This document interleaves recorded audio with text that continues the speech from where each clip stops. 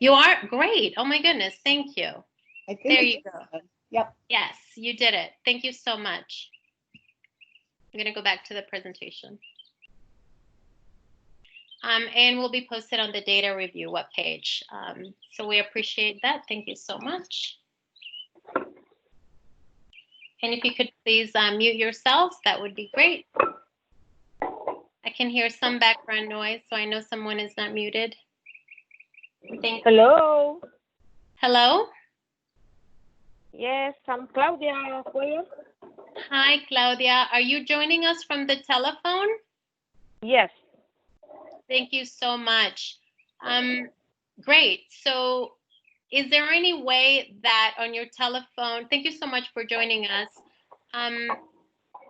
Do you have access to a computer?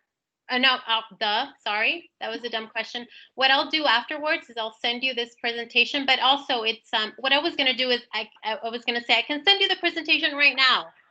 That was my gut instinct, but it'll be posted and all of this will be recorded. But for right now, do you have a mute function on your phone? Claudia?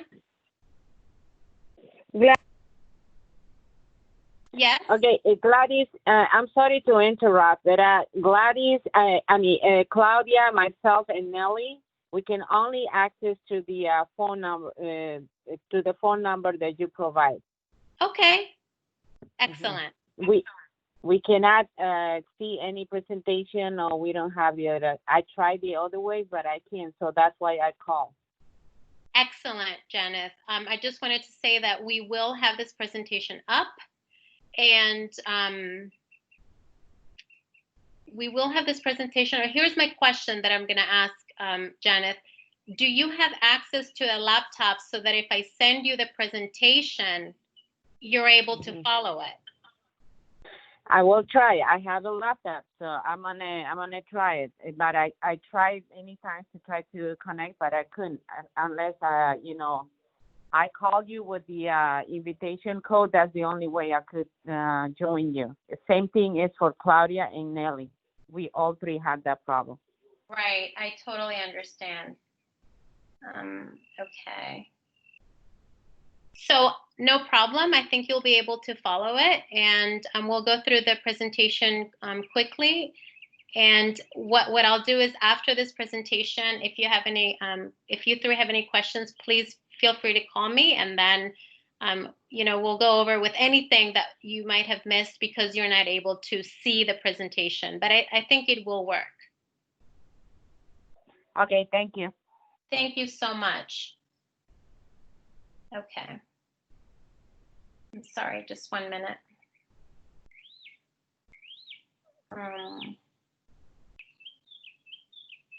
Thank you. Again, a big thank you to the APS staff liaisons for reaching out to you to ask you to be a part of this conversation for this important work. I won't read you the list, but it's very impressive. And again, for those listening, the list is the list of all of the APS advisory groups that we reached out to be a part of this conversation tonight. And thank you for providing us your input based on your countywide lens and expertise in your leadership roles and the advisory roles that you represent. So tonight we will have a discussion on the methodology approaches to use for the elementary school boundary process this fall 2020, and get your input based on that countywide lens and that expertise that you bring, that unique expertise that you bring. We will go through the presentation, we will have a discussion, and then we're going to answer questions via the chat box. And of course, feel free to voice your comments as well. Just for those that are with us in Teams, use the raise hand function. And for those who are listening to us, just sort of let us know. The chat box, I promise, works very well. Dr. Johnson Extraordinaire is managing it. So thank you so much for that. In this elementary planning process, with those unique faces, we're being responsive to the input that we have received since our previous elementary school boundary process. The community did provide during the 2018 boundary process with adjustments to the data, and CCPTA actually recommended that more time is set aside for a data review by the community for that data that is going to be used for the elementary boundary process. By instituting the data review phase, we can have that time for community review, for feedback, and any necessary adjustments, and have a more focused process during that particular boundary adjustment process. And of course, we will include community engagement for that process in the fall. And now I will turn it over to Lisa so that she can go over elementary planning. Hi, everyone. Before I start, just want to remind everybody that we're recording this meeting. We want to be able to post it later on. One of the recommendations we got from the County Council of PTAs was to make sure everything we do is available to everyone. While we're meeting with representatives from the advisory committee tonight, we want to make sure others see the discussion in case they have questions later on. So thank you. And thank you for being here tonight. I know everybody's got a lot of other things to do, and we appreciate the input and sort of the lens you bring to this work. So many of you are aware of the work that we did this fall on to address the imbalance between enrollment and capacity. We're opening the Reed School or the new school at the Reed site. And as we do that, we had a lot more seats on the western end of the county and really needed some seats on the other one. So the school board actually adopted a plan for moving some elementary schools concurrent with the opening of the new elementary school at the Reed site. As you can see in this slide, actually, this green section down below, we've already started working with those schools that are moving or that are planning for moves, and that work is going on. There is more information on our webpage if you'd like to learn about that process. But right now, the second phase is really about the boundaries. And what we want to do is, again, separate the data review from the boundary process so that we have time to make the adjustments based on what you're providing. And tonight we're going to go through those things so you can see all of it. What we've heard so far and how we plan to use those pieces that we already know we can do something with. And then we'll be back in the fall with boundary scenarios that will be considered by the community before adoption by the school board in December. Next slide, please. So I am not going to go into details on this slide, but what we have is a comprehensive timeline of the planning process. So again, right now we're in the data review. Over the summer, and we've already actually started a lot of the prep work for this, we will be meeting with staff from both the schools and the central offices to prepare for the fall boundary process. We want to make sure that we identify those pre-K programs that need to be closer to where students live. Over time, as our populations have grown, we've moved those out. We want to make sure we're planning for some of the recommendations that came out of the special education evaluation, and we're looking at, is there an opportunity here to sort of build on some of those pathways that we want to make sure that once a student's in a school, they can continue to be at that school, and really working with the principals to make sure that we have an accurate assessment of the room use for the remaining classes for what we do in the boundary process.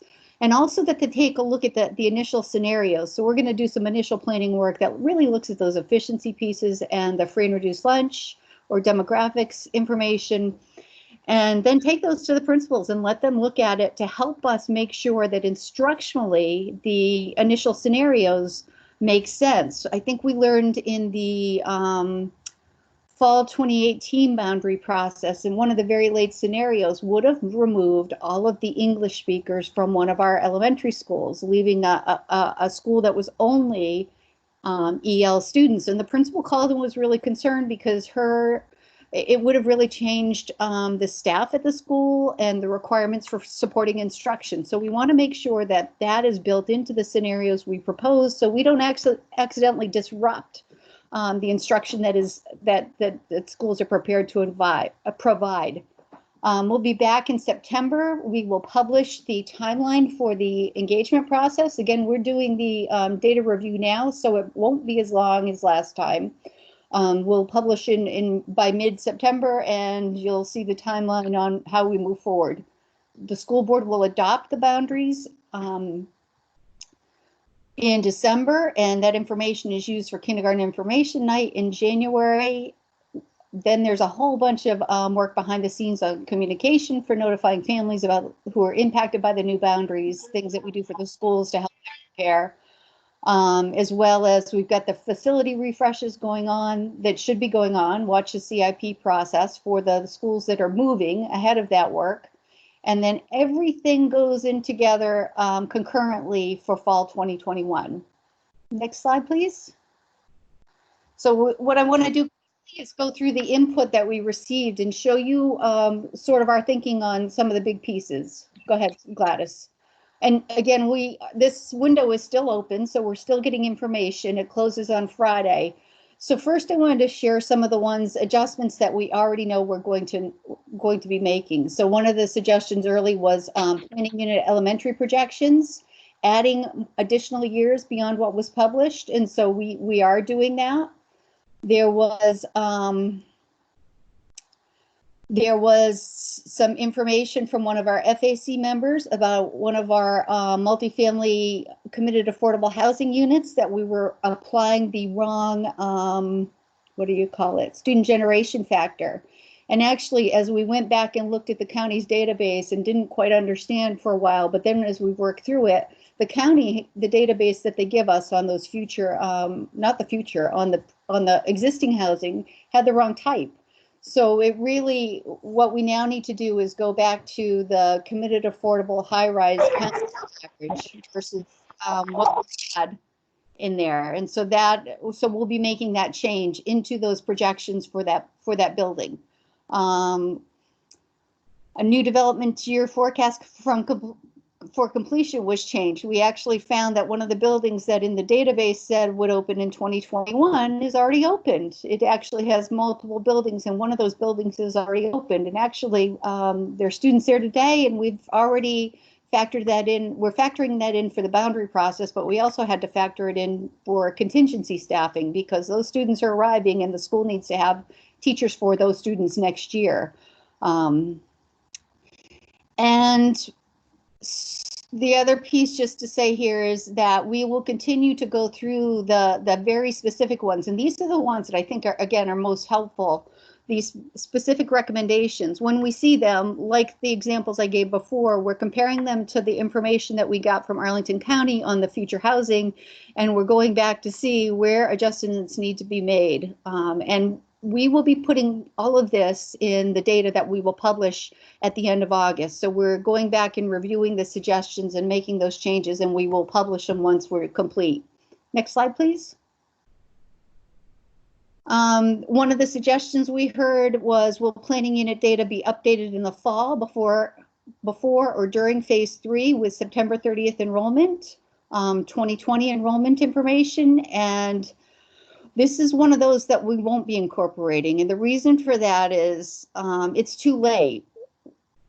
Projections are typically published around mid-December. The school board will be adopting the new boundaries early December before we even complete that process. The timeline, the amount of time and steps it takes to produce the planning unit projections that we only do for boundaries, and then our typical reporting process does not allow for us to update the projections for this. We just don't have the data in time for the decisions that need to be made. So we're using the projections we have published, and the additional enhancements we'll be adding.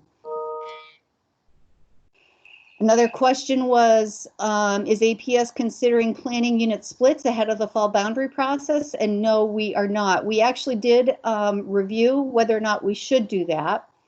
And what we went back to was we had done that before, I believe, the middle school process. We did a comprehensive review of all planning units for splits.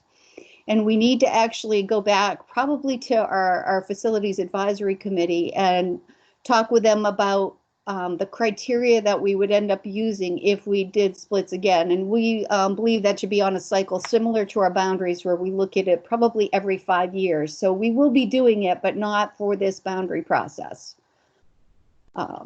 Whoops, was I too quick? Yep. So another question: to frame the process to balance enrollment through 25-26.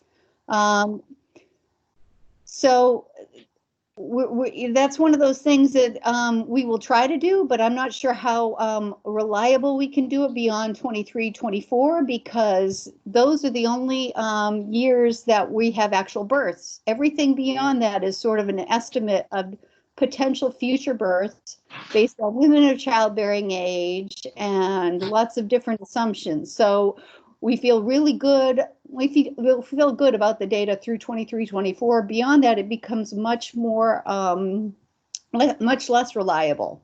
Next slide, please.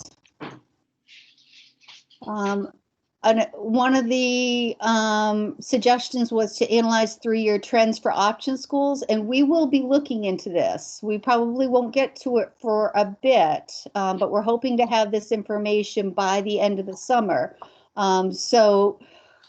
And actually, this will come up in some of the methodologies, some of the reviews and the methodologies that we've seen already. So we changed the entry policy for option schools, and it applied the first time for the 2018-19 school year. So we haven't had enough time to do trend data. We will have it in September. We're going to dig into some of this data and see if there's anything we can use in this process now. If not, this will definitely be something we use after that. For the following, because we will be doing boundaries again the next year for secondary schools. Next slide, please. Is this still me? No, actually, here, we're going to go into some input that we have received regarding the methodology. And before we go into the input that we have received, I just wanted, I was going to ask Robert to please just provide information on approach 1 and approach 2, since we're asking the community to review these 2 alternative approaches to the methodology. And Robert, you are the expert on this, so if you would, I'd appreciate it. So to summarize, and I'll make this quick, approach 1 was, it took into account the future kindergarten population by planning unit, and took a share of that population, and based on that share, the students that we think are likely or estimated to attend an option school were subtracted from each planning unit. When we do the work in the fall of looking at different boundary scenarios, what we're interested in is primarily the students likely to attend their neighborhood schools. So that's one of the reasons, for approach 1 and approach 2 is how do we subtract out the option students, so we're only left with the students likely to attend their neighborhood schools. So in approach 1, it's based on each planning unit's share of the total future kindergarten population. And in approach 2, it takes into account proximity to option schools. So based on trend information that we saw from 2019, we know that X percentage of students who attend an option school live within a half mile of an option school, and another percentage live outside. So we applied that to half-mile radius from the option schools, including the option schools that will be relocating, and those would be Arlington Traditional and the immersion program, which is currently at Key. And so that's approach number 2. Great. Thank you, Robert.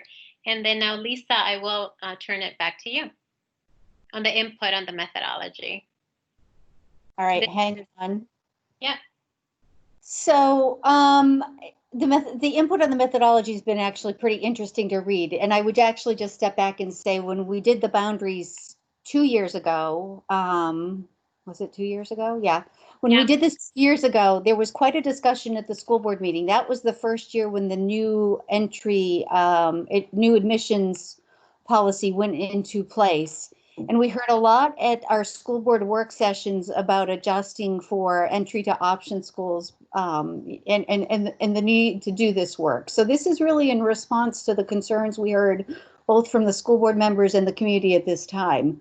I think as we sort of look at this, we don't have a preference for this. What we're doing is, and really why we want you here tonight is we want to listen to what our advisory committees are saying, you know, as we look at this sort of for the whole, applying this across all of our planning is to make sure we're making the best decision possible.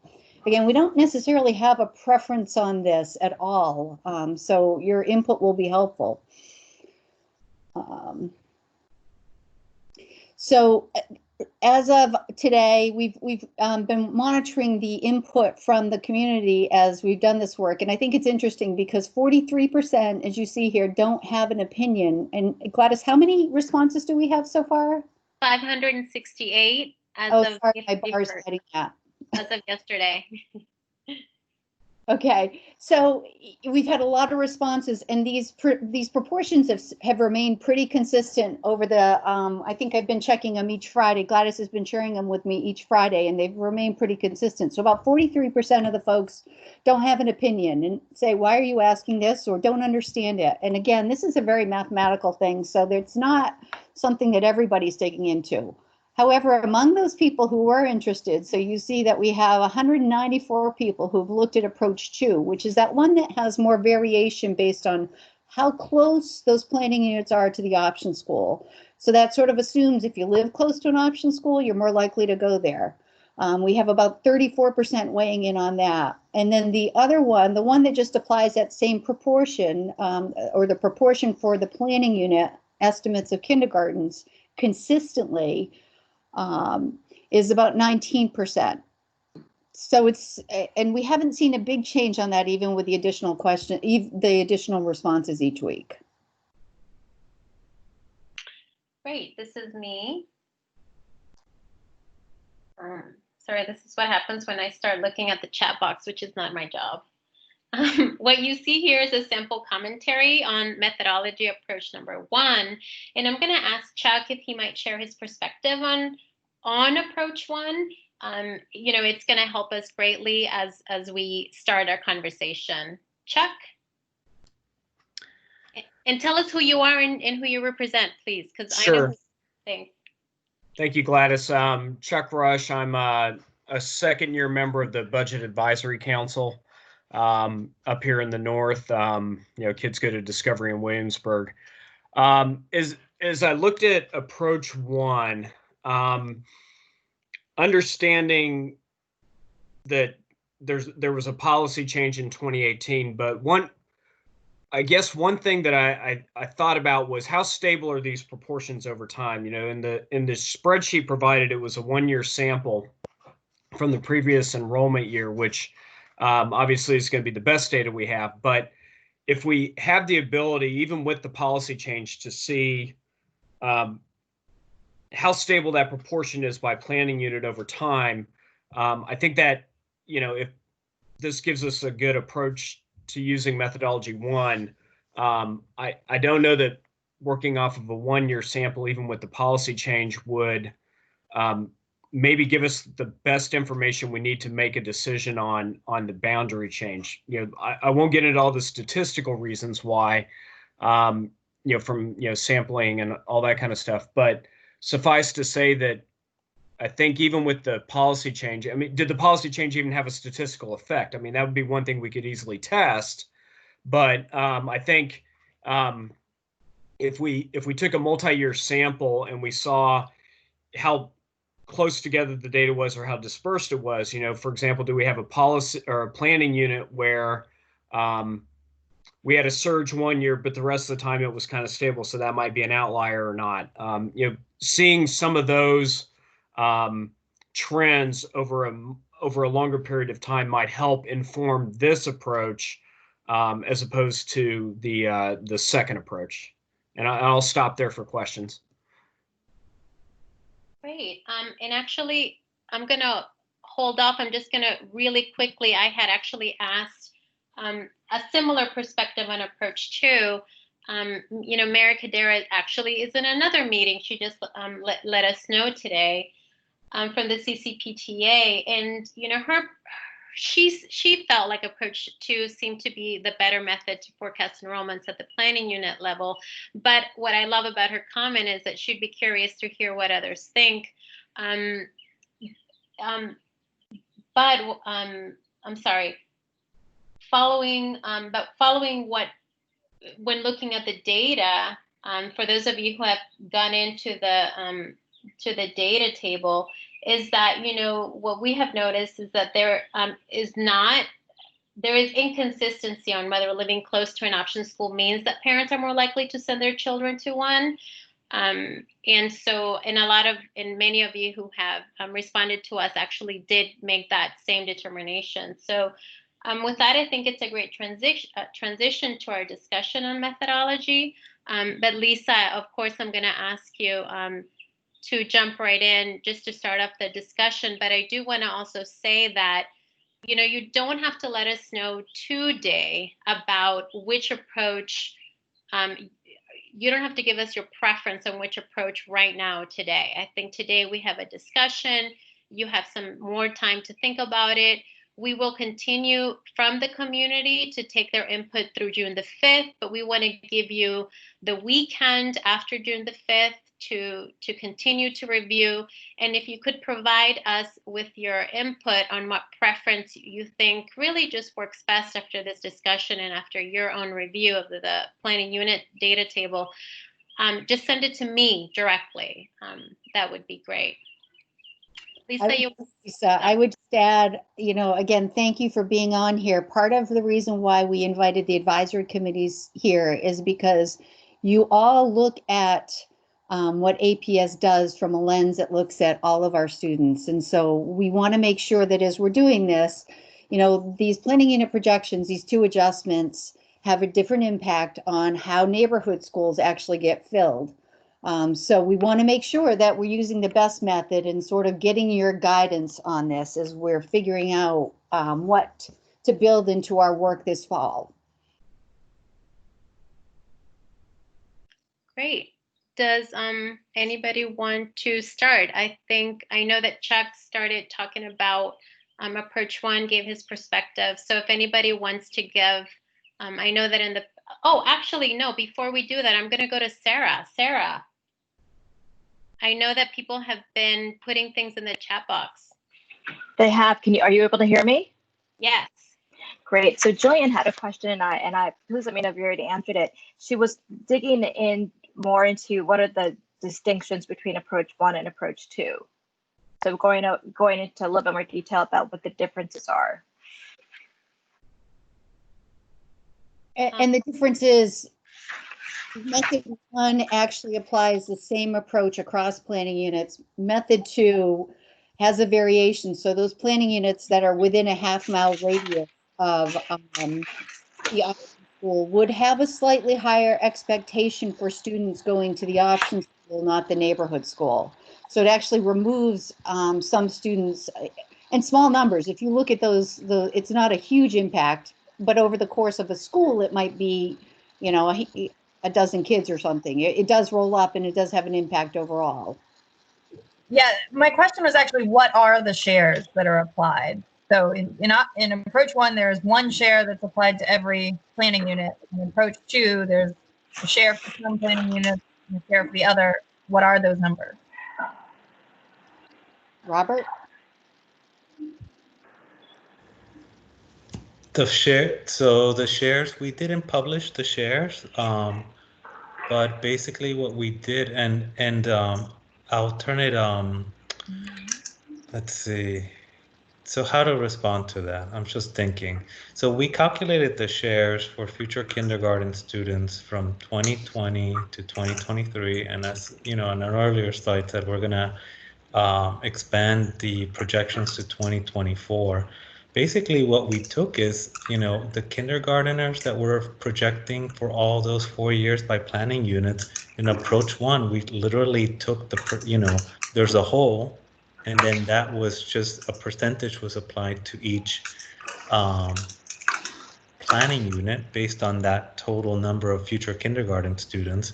And then that share was applied to 506, which throughout all 4 projections years are the number of projected students that we are taking out from the planning units and assigning, they are assumed to be going to an option program. And then for approach 2, that one was slightly more complicated in that planning units that were assigned as being within a half-mile of those option schools, including the relocated ones. Of those 506, 58.4% were assumed to be going to a planning unit within half a mile of a option school, and then based on each of their kindergarten population, their share of their total for each of those projection years, that whatever that amount is of 58.4 of that 506 was then distributed among those planning units. And then the remainder were subtracted from those planning units. And then the remainder were subtracted, in the other direction. But I can't say the shares because each 300, how many planning units are there? 430 something. Each of them has a unique share. There's not like a uniform share. Each of them has a unique share based on their kindergarten population size. Can I just repeat that back to you just so I can make sure I understand it? Sure. For approach 1, you took the 500-ish current option seats. You took 500, divided it by the total population projected for 2021. No. Okay. So if there's 5 planning units, if one of them has 5 students, the other one has 2 students, the other one has 2 students, the other one has 1 student, and the other one has 5 students, that's 15 students in total, right? Uh-huh. So the share is taken by first, like for that first planning unit, it would be 5/15, whatever that fraction is. That planning unit has that fraction. That fraction would be applied to a total of, let's say, 506, which in that case, you would be talking about 20 or 30 something students in that hypothetical. You see what I'm saying? No. And I know sorry, just the interest of time, because we also have some other questions that I know we have to get to, but on Robert, correct me if I'm wrong, on the methodology document, do we explain that a little bit further? And if not, no, okay. Sorry, I just want to make sure. Yeah, no, I appreciate it. It's just, I think that when we're talking about this data analysis, there's the general approach, which, one will be closer to the truth than the other, but there's also the specifics of how each approach works.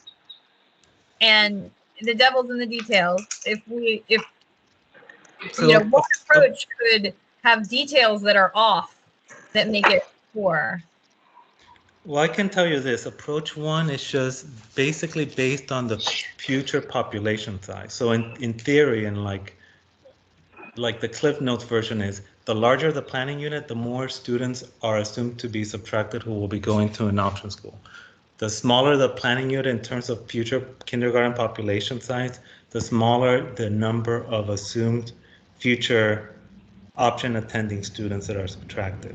But it's not a constant share? But it's not a constant share. Again, think about it. If one planning unit has 5 students, the other one has 2, the other one has 2, the other one has 1, and then like let's say the 5th one has 5, you're talking about a total population of 15 among those 15 planning units. So planning unit 5 the first planning unit would have a share of 5/15, whatever that is. That fraction is then applied to that 506. So I'm not, the 506 being of all option students? Yes, so that each planning unit has its own unique fraction, and that fraction is calculated from the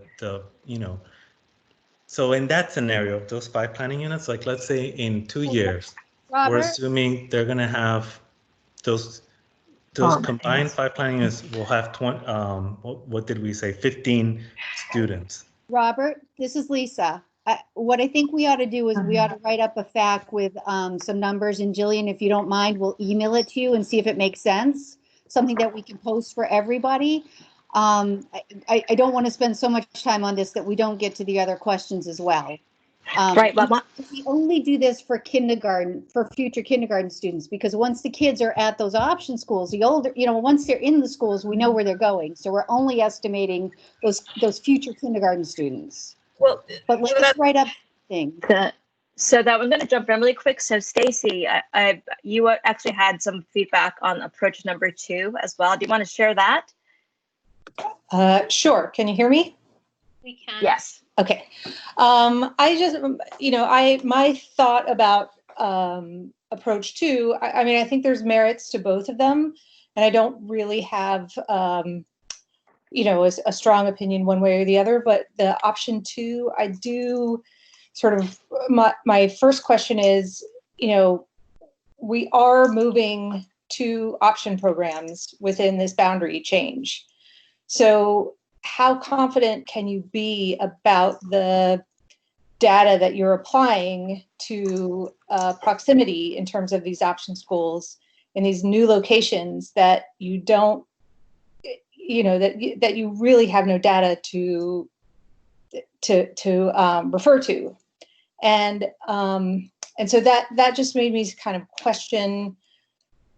I think option 2, if we weren't moving option schools, or if we had applied the new option school policy 3 years ago and we had this accurate data that we could refer to, I think that it would be without question the one that we should use.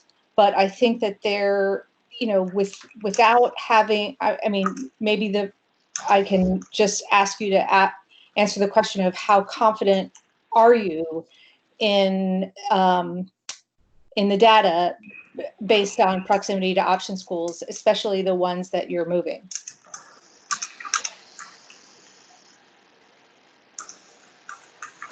Well, So, Stacy, Lisa, do you want to chime in first before I do?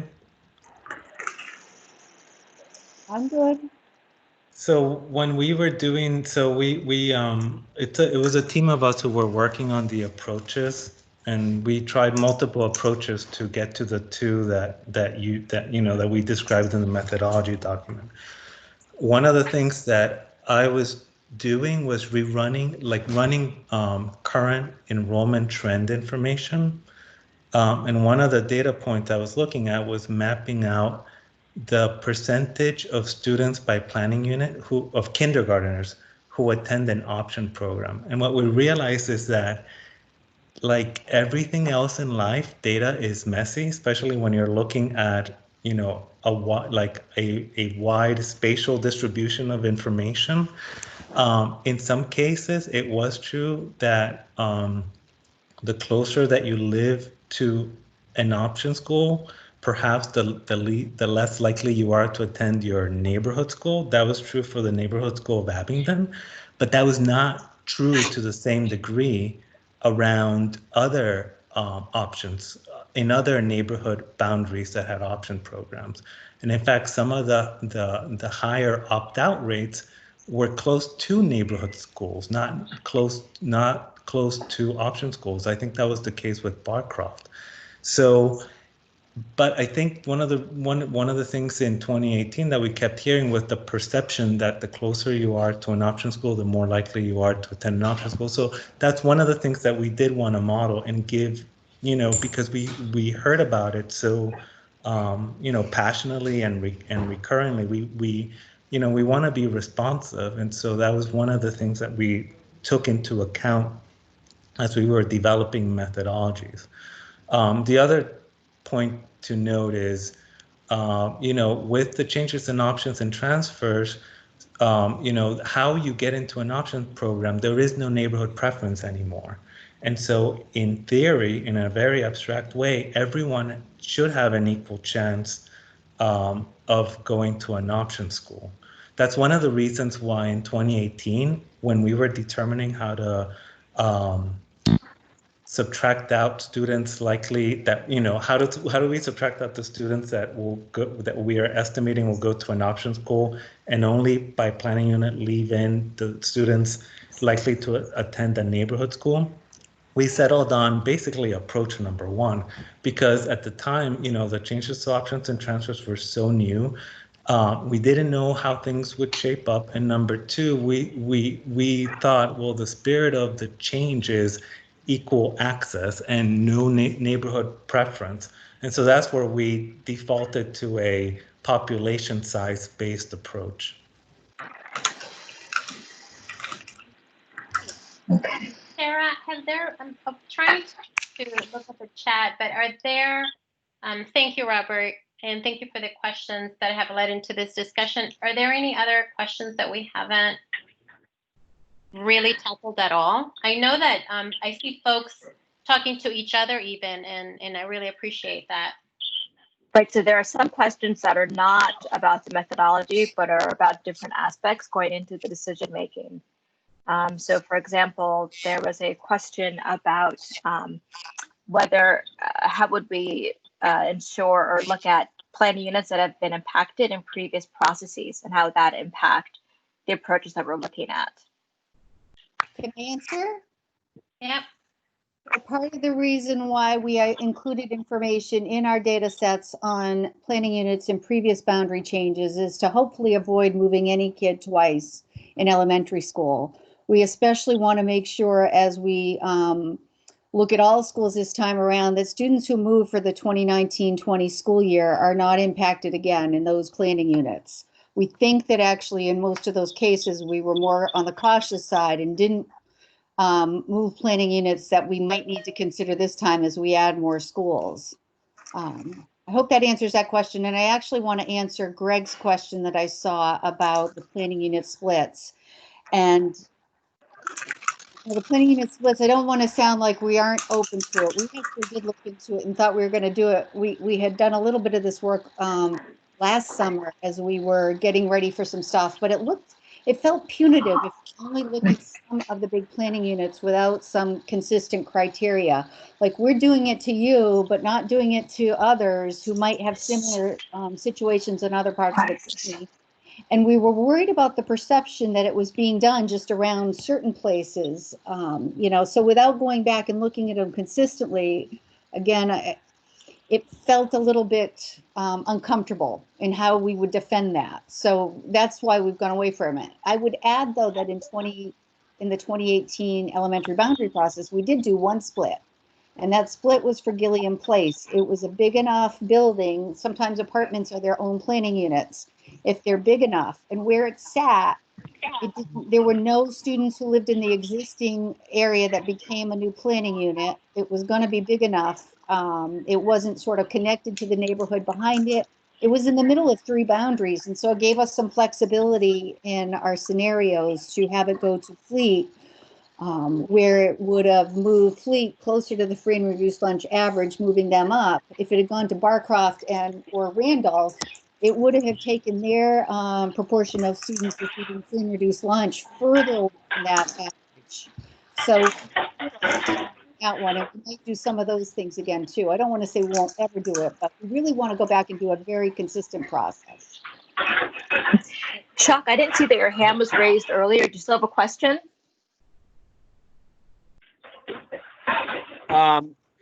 More of a just a comment on methodology too, if I may. Yeah.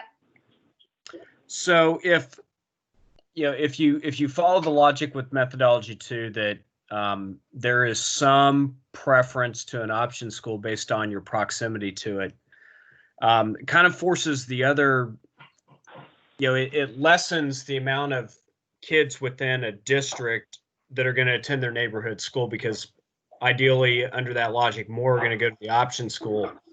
I guess my question, or I guess looking ahead,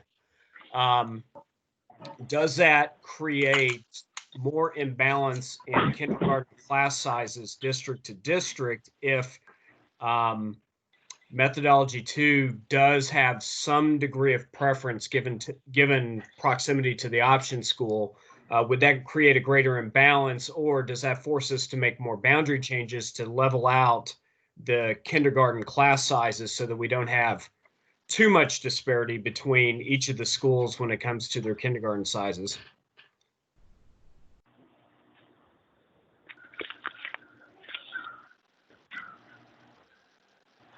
Thank you. I mean, I think you did send that in. A really great question. I mean, these are the kinds of, Robert, I don't know if you want to tackle it right now, but I mean, when you send those questions in, those are the kinds of questions that, you know, we have to ask ourselves when looking, and that we're asking you. And Gladys, I don't think there's a good answer to that, but it is true. That is the implication of approach 2.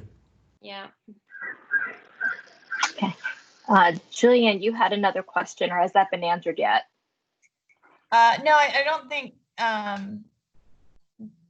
these questions have been answered. So the a couple just mechanics questions that have been asked in the chat are for which planning units are within half a mile of an option school.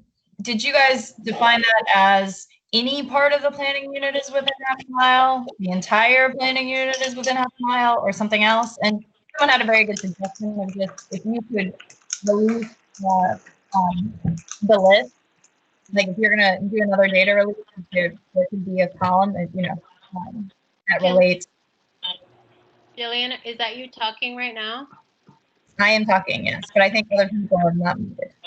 I heard part of your question, and the question was, how did you determine the half mile? And I know, I mean, Robert can easily answer this question, and I think it is part of our. It has been asked before, and I believe I posted it on the FAQ. But Robert, did you want to quickly answer that one? Yes, it was we used GIS for that exercise.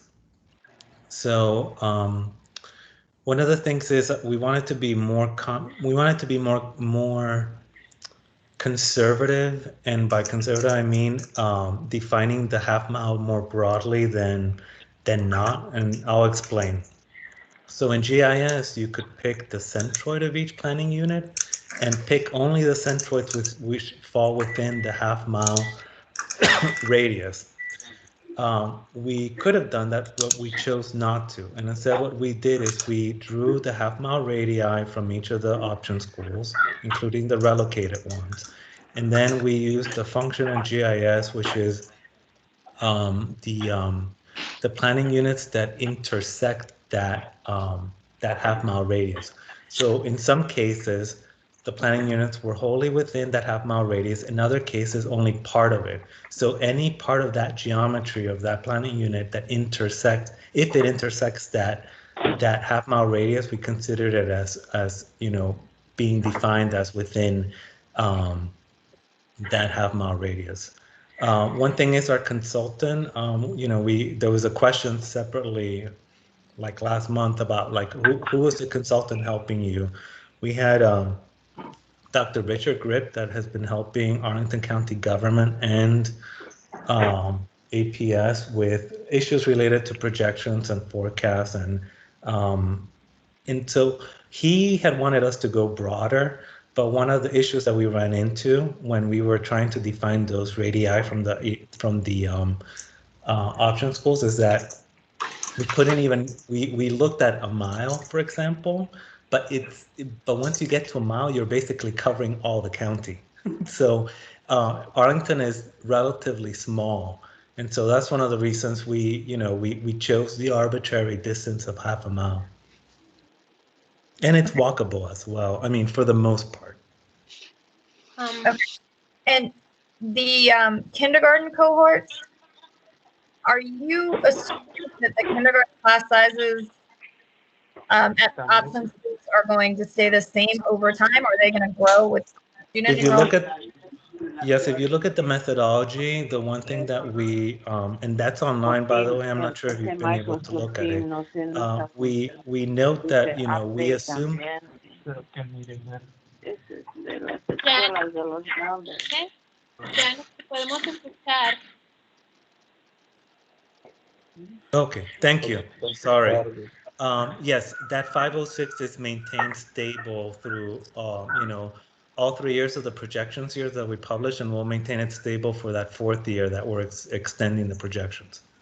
And are T and ATS having the same kindergarten size at the new buildings? They'll probably swap kindergarten sizes. I don't know. We don't know that right now. We don't know, but I think the same number of seats exist for this stuff. So, but we'll be working with the principals to actually, plan for could keep additional classes at ATS if we use the windows. ATS, the number could go. Sorry. Sorry, Janet. Janet. Yes. ¿Te podemos escuchar? O no sé si es Claudia o Nelly, tal vez. No, Claudia, Nelly se tuvo que, Nelly had to leave because there were some operator talking to her, and then Claudia had the same problem. Oh, no problem. I could hear you. We can all hear you in the background. So I just wanted to let you know, I think it's you, because I know that you're on the phone. Do you have any questions? Because the questions that we have been, trying to tackle as best as we can is the ones that we get through the chat box, Janet. So I realize that we haven't given you the opportunity at all to have access to giving us a question. Do you have a question? Not at the moment. Great. Okay. Thank you. Sorry. Let's see, Steve, I'm just checking in to find out if we answered your question about percentage variations.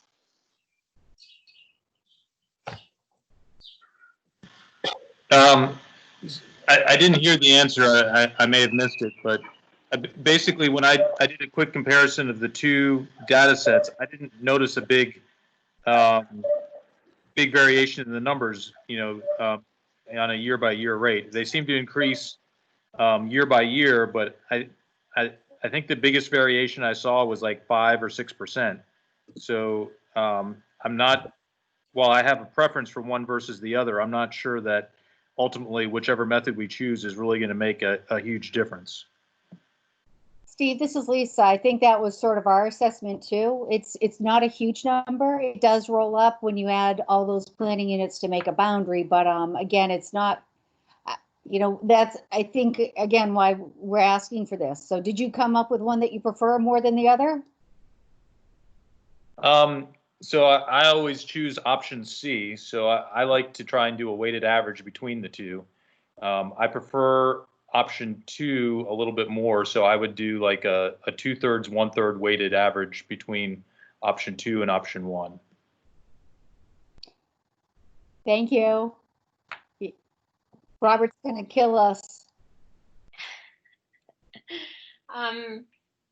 So Sarah, I've sort of been looking through just to see if we haven't answered any, just through our discussion, some things have been answered, but I definitely don't want to miss anything. Do you see anything? Or if somebody wants to raise their hand and really let us know that we haven't at all answered.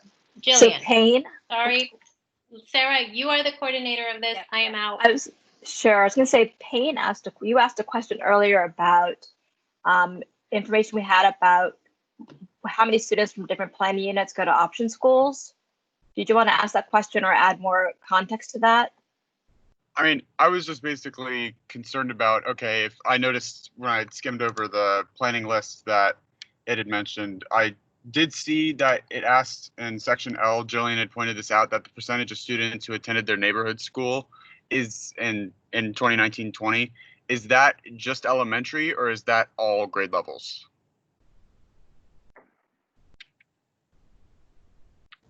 That was my coworker who I believe pulled that data, Helen Hartman. Not sure if she's on the call, but I believe she did K5, correct, Gladys? Yes. It's okay. 5 data. Okay, understood.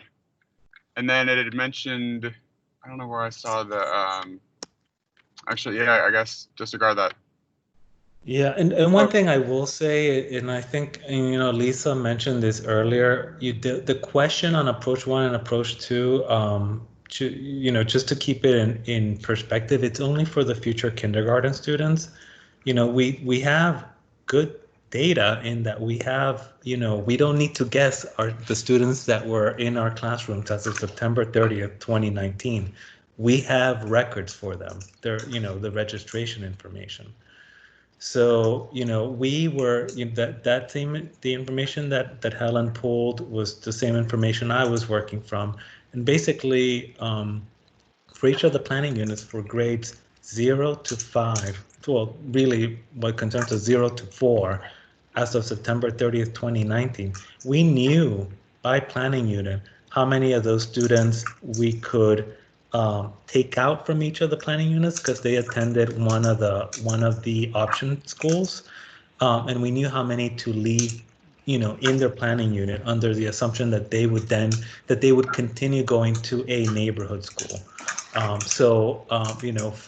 For those grades kindergarten to grade 4 as of September 30, 2019, we didn't need to make estimates and try to abstract the methodology to calculate that. We had actual records.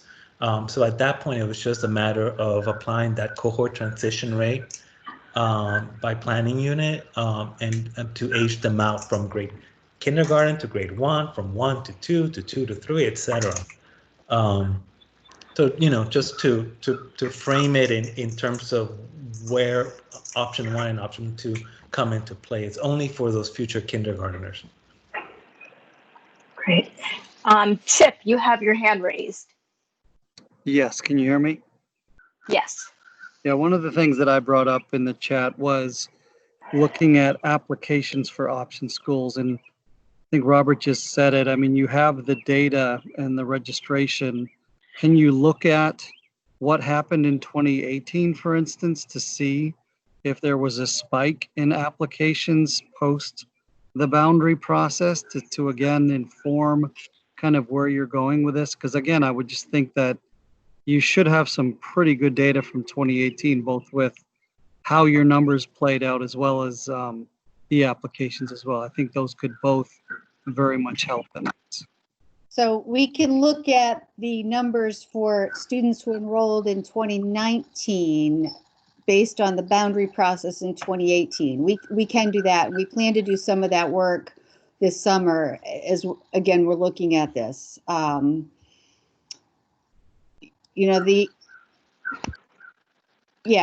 we'll be looking at some of that stuff. What specifically are you hoping to get from it? I mean, there's a difference between, do we look at applications? Do we look at actually who did it? Because we know that, a lot of people might be interested, and we actually see a lot of people apply for all 5 option schools. Are we? Sure.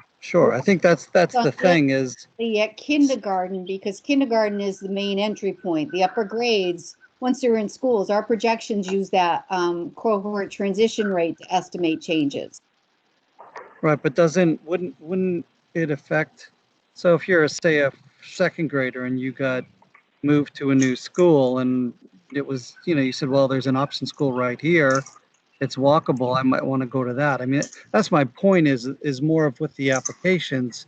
Can it help? I would think it could help if you compared the applications after 2018 to the applications before 2018, for instance, to see if it impacted this process. Because I would guess, we can take just from the data I looked at, it seemed like it would impact. We can take a look at it. The numbers are really small when you get into those upper grades. You can't enter immersion at second grade. When you start thinking about some of the barriers, and then ATS, you have to be on the wait list to get in. So you can reapply each year, but there are really rarely any seats available at some of those option schools at the upper grades. And then you need the prerequisites to get into Key and Claremont because of the language. So it really is only Montessori and Campbell.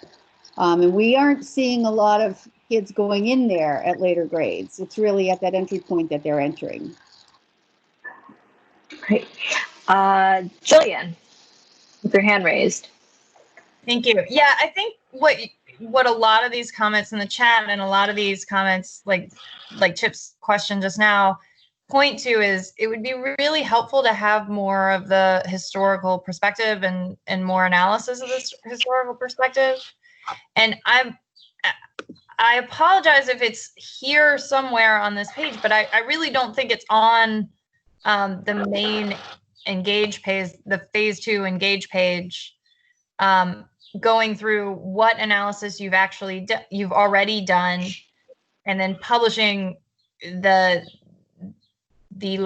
granular data, or as granular as you can get, with planning unit information about option enrollment over time, by kindergarten cohort and otherwise, and then also this distance information, because I think a lot of us would do the work ourselves to answer our curiosity question, like, you know, does it matter whether someone lives farther from their neighborhood school or opting into options? So we don't always have a lot of the historical information needed for some of this. We've been looking at it the last 2 years, but prior to that, it wasn't always included in the membership. So we have to go back and do a lot of matching, and we haven't done that. So we can publish what we've got going forward, but going back and doing it beyond that is not as reliable, because even in our student information system, some of the addresses, when a new address is in place, we lose the old one in the system, the way the system works. So there are challenges with some of that historical stuff. And again, no policies only, we don't have a trend on this policy until we get our 3rd year of enrollment, which we get in September of this coming fall. So, right. And then the last thing to think about, which is piggybacking off your Chip, some of this might be dynamic. There may be children who, for example, live kind of close to the McKinley campus, who would consider going to ATS. And if ATS is going to increase in size, there might be options for those people to go there.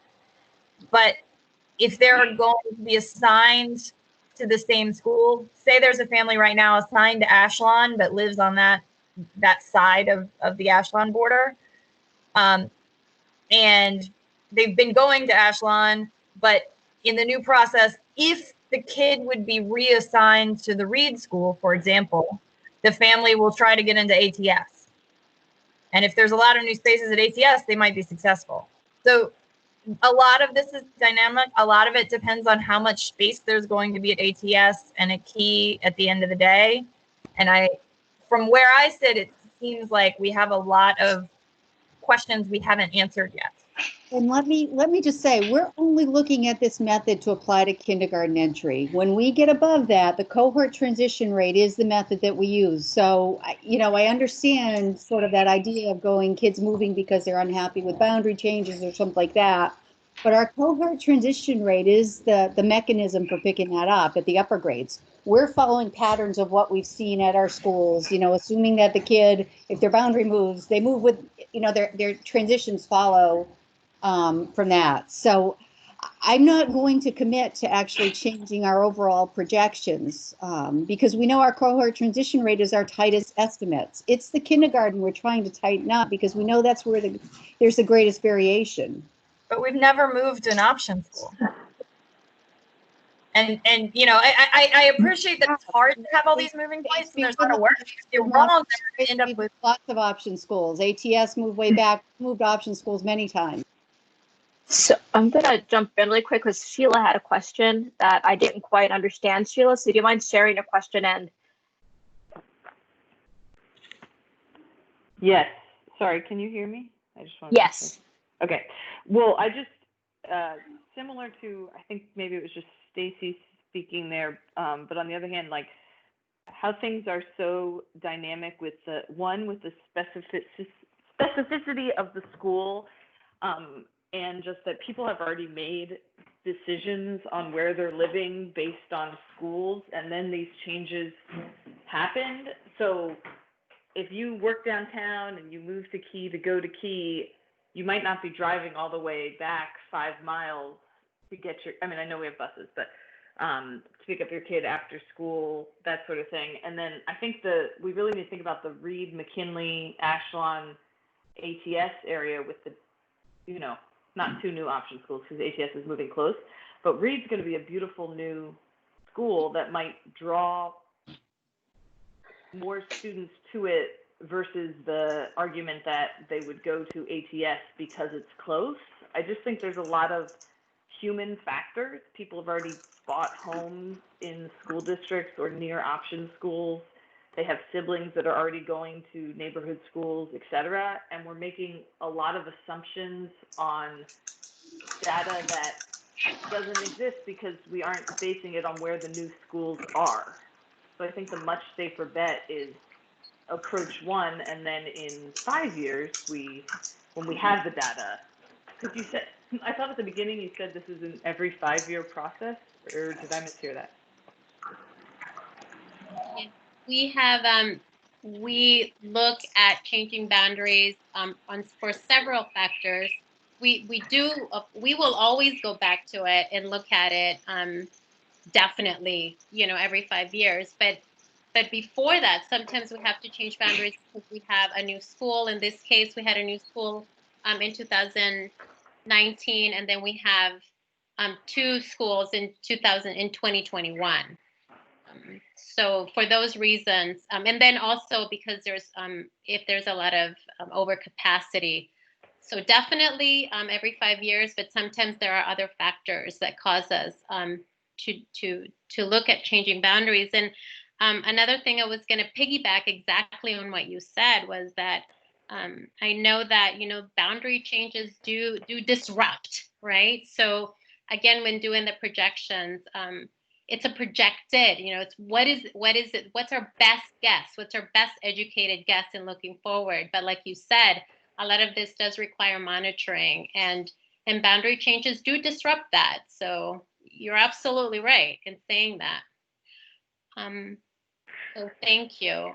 Do you have one last comment or question? The last person that was speaking, I wanted to sort of say a comment. No, I mean, I know that the whole point of this is that we have experience in data analysis, but I just used to live in the McKinley district, and I think it's worth thinking about the fact that some of our communities are going to be severely impacted, and maybe even getting their input, or maybe this has already happened, but getting their input on the likelihood of what approach 2 is assuming might be important to factor in, because if we take from one community their neighborhood school, and again, I don't live there, but I just used to, we take their neighborhood school and then, end up with whomever, someone just said, overcapacity there. It's kind of the double whammy in 1 year. Does that make sense? Yes. Thank you. I actually have, Sarah, if I may, Claudia Cuellar, she is joining us via telephone. Claudia? Claudia, no te escucho. I mean, I can't hear you. Oh, actually, she texted it to me. Let's see. Mi pregunta es, sorry, give me a minute. I have to read it in Spanish. Esta información es basada en las unidades multifamily que hay en Arlington. ¿Cómo se van a asegurar que el estudiante sí va aquí? Claudia's question, Claudia Cuellar is one of our community leaders, and she lives around the Campbell area. And her question is, how, with so many multifamily units in Arlington, how do you ensure that students live in Arlington? So what are our registration procedures and processes and standards that we have in place to make sure that the student lives in Arlington? Gladys, you probably know the answer to that better than any of us. I was just going to say, Lisa, if I may, when we register students, there are very specific documents that we ask of the student, and usually it's a lease or a mortgage statement, a deed, plus some other documentation that we require. we do have a population that sometimes they are not able to provide, and I'm sorry, Claudia has a follow-up question, but let me answer it. And our Welcome Center works closely with families who are not able to provide us with that documentation. And for those families that are not able to provide us with that documentation, we ask for affidavits, and then every 6 months we have to work with those families in verifying that they do live here in Arlington. So there is a process for that, and that is done through the Welcome Center. And that is the process for ensuring that, you know, those students who say that they live here, that is how we verify that they live here. And I'm sorry, she has a follow-up question.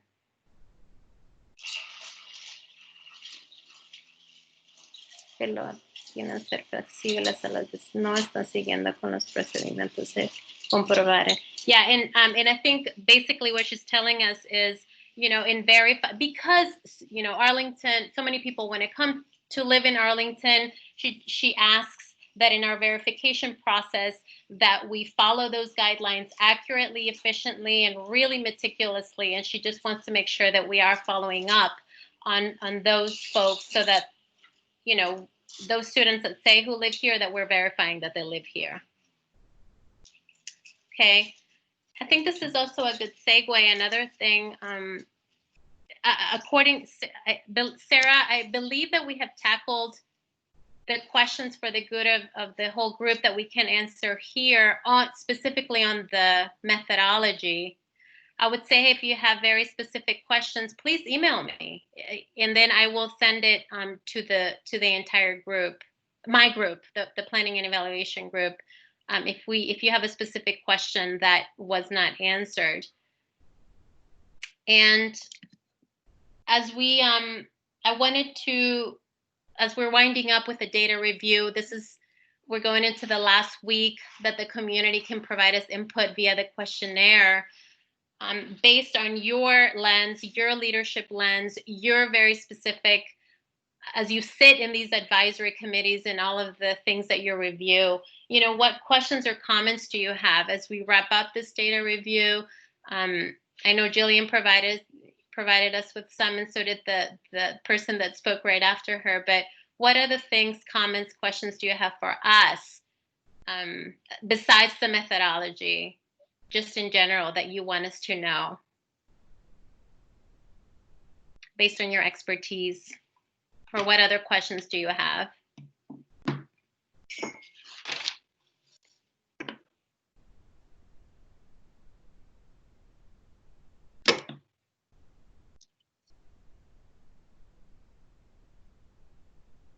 No questions? Oh, Steve, nope, Steve, I saw, I was going to call on you, but your hand went out. Oh, yeah, I meant to keep it up, but oh, okay. I guess it's I'm just an amateur here with Microsoft Teams. So I guess it's sort of a comment question. You started off at the beginning talking about how you expanded the data set through 2024, and I appreciate that. And I understand the hesitancy to go beyond 2024. I think what I would like to see when we get into phase 3 is a way that we can, I guess, acknowledge that there is data beyond 2024 and highlight any areas that might be problematic. And so what I would suggest is try to add a column that would be, call it 2025 plus, and just color code any kind of schools that get beyond a set capacity. So call it 105 or 110% capacity based on the data 2025 and beyond. Does that make sense? It does. I think the other piece I would add is we're probably going to say coming out of this process, we expect to do boundaries every 5 years. You know, especially in some areas like where you live, Steve, and all of the housing that's coming in online there, you know, we have all that information in our stuff, but as we've seen, buildings don't necessarily come online when they're currently projected to, and we don't know how the current pandemic is going to impact some of that. Are we going to get more families living in apartments and more apartments being used, less? Are they going to come on earlier or later? So we will note some of that. We will include those references, but I also want to be cautious that once we get further out, and especially for those new developments, do we hold space for kids who may not come because that building doesn't come online as soon as we thought, or comes online a lot earlier. So that's a challenge that we're looking at within this. Yeah, and this is just an opinion. But I think the question as it's phrased, it seems more of a CIP type question. And this exercise is really not for a CIP.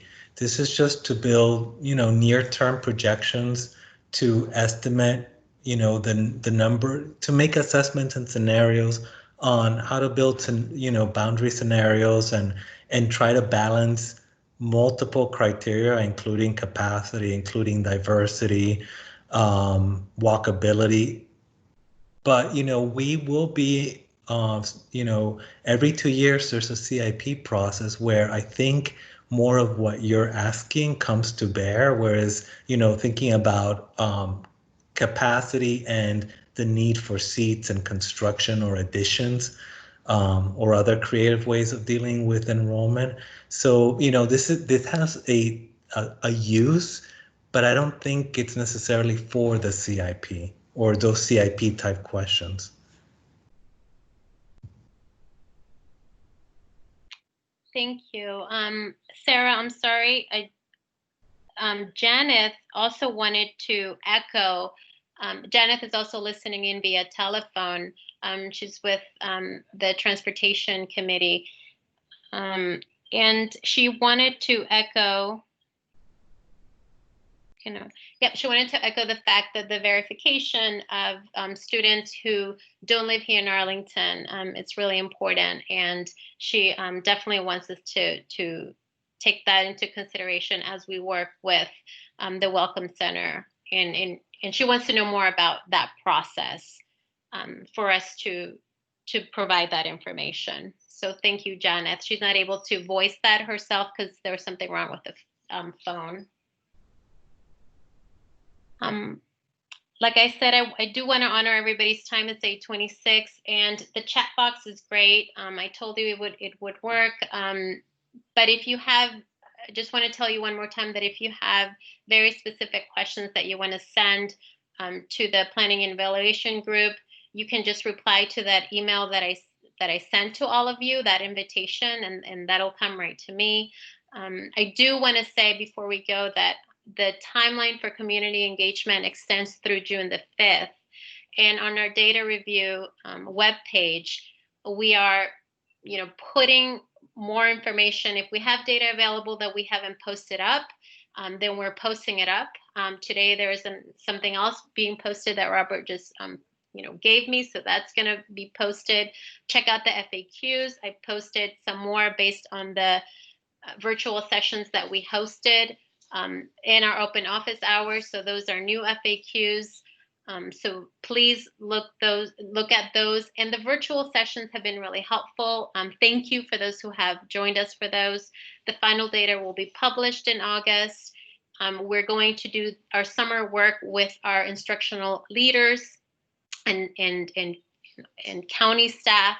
And that's going to happen in the summer, right in preparation for our phase 3 boundary process with the community that starts in September. Is there anything else that my team wants to add in my closing? I'm good. Great. Thank you so much. Thank you, Sarah. I wanted to just put my face out there so that I can say thank you kind of in person if you can see me. Thank you so much.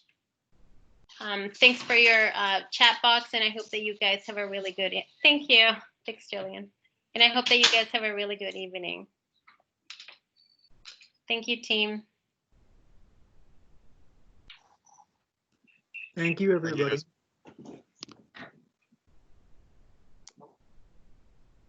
Thank you. I am turning off the record. I think.